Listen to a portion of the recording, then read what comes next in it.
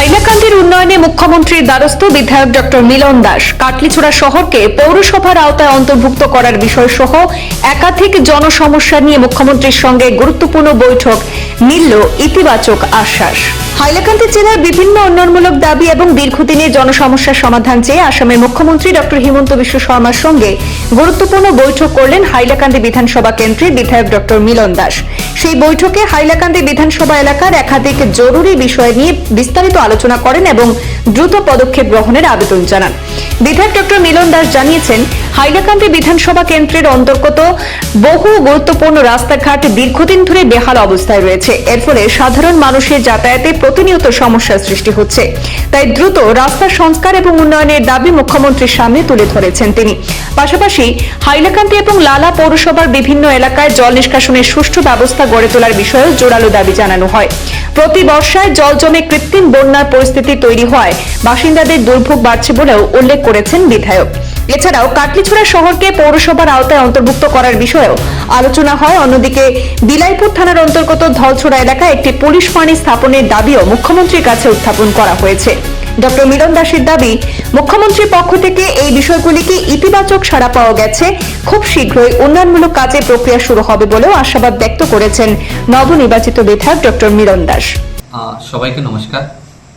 আপনাদের মাধ্যমে আমি আমার যারা ভোটাররা রয়েছেন, বিশেষ করে হাইলাকান্দি বিধানসভা, ওনাদেরকে কয়েকটা খবর, মাননীয় মুখ্যমন্ত্রীর সাথে সাক্ষাৎ এবং মাননীয় মুখ্যমন্ত্রী হাইলাকান্দি বিধানসভার জন্য যে কয়টা কাজ করে দিয়েছেন সেগুলো জানানোর জন্য আজকে আমি আপনাদের সম্মুখে।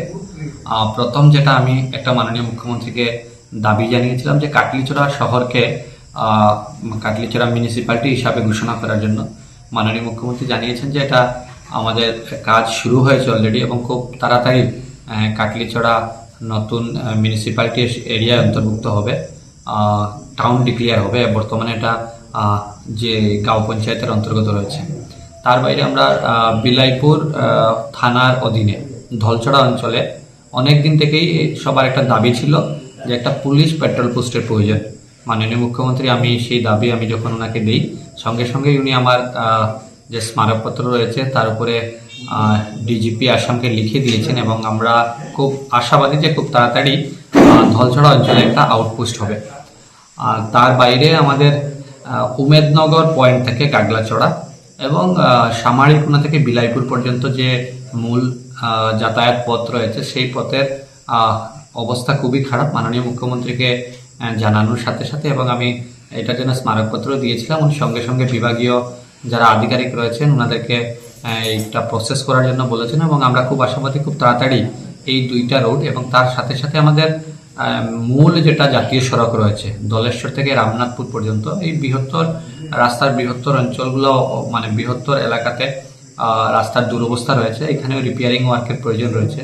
তো সেটাতে সম্মতি জানিয়েছেন এবং বিভাগে এনএইচকে জানিয়ে দেওয়া হয়েছে মাননীয় মুখ্যমন্ত্রীর অফিস থেকে খুব তাড়াতাড়ি এই খারাপ অংশগুলোতেও রিপেয়ারিংয়ের কাজ শুরু হবে।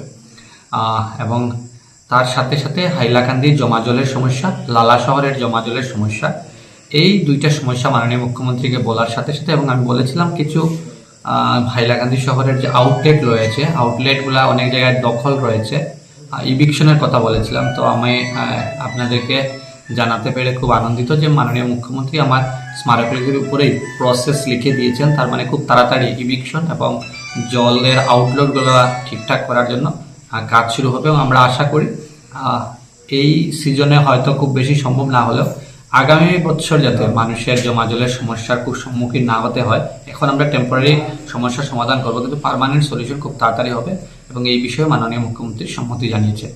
বিধানসভায় প্রথমবার বিধানসভায় নিজের বক্তব্য রেখেছি, মতামত রেখেছি। তার সাথে সাথে আমাদের হাইলাকান্দির ভোটারদের এই কয়েকটা দাবি ছিল, ওনারা আমাকে অনেকে হোয়াটসঅ্যাপে জানিয়েছেন। এই দাবিগুলো মাননীয় মুখ্যমন্ত্রীর সম্মুখে তুলে ধরার পর সঙ্গে সঙ্গে উনি সম্মতি জানিয়েছেন এবং আমরা খুব আশাবাদী খুব তাড়াতাড়ি এই দাবিগুলোর উপর কাজ হবে। মাননীয় মুখ্যমন্ত্রীর অফিস থেকে কাগজগুলো প্রসেসও হয়েছে। তো এই জন্য আমি আজকে আপনাদের মাধ্যমে মাননীয় মুখ্যমন্ত্রীকে অন্তরের অন্তঃস্থল থেকে অনেক অনেক ধন্যবাদ জ্ঞাপন করছি।